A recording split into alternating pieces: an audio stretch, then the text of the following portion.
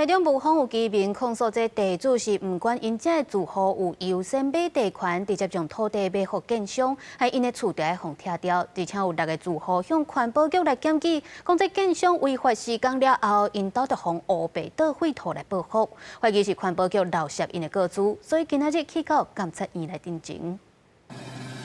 大卡车倒大量废土，现场是路畅畅，也阁有住户门前门后拢放倒废土，处理拢成问题。案发地点是台中雾峰，居民当年租地起厝，住户主张原地主无顾到住户享有的优先购买权，2年前互原地主卖予建商。建商虽然有提出拆迁补偿费，也毋过双方讲袂好势，各种反映。住户也指控有6个住户向环保局检举建商违法施工，想袂到徛家后来拢放倒废土，倒垃圾废弃物于家门口这个动作来恐吓住户。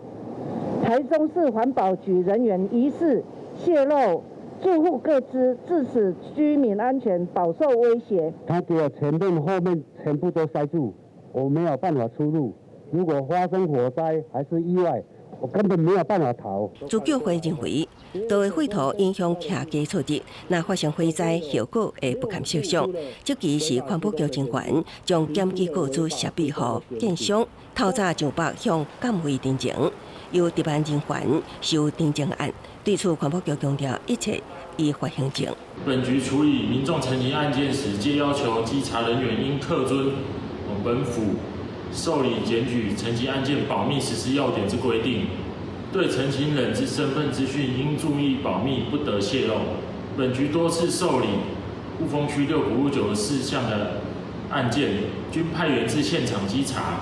对指控，环保局强调，有几摆受理相关定情案，拢有派员稽查，当场有查获违反废弃物清理法的情况，依法开罚12万。也强调，若稽查过程有违反保密规定，调查了后一定会依规定处分。因为依法，建商是新地主，强调专案诉讼中一切交予法院判断。公视新闻采访报道。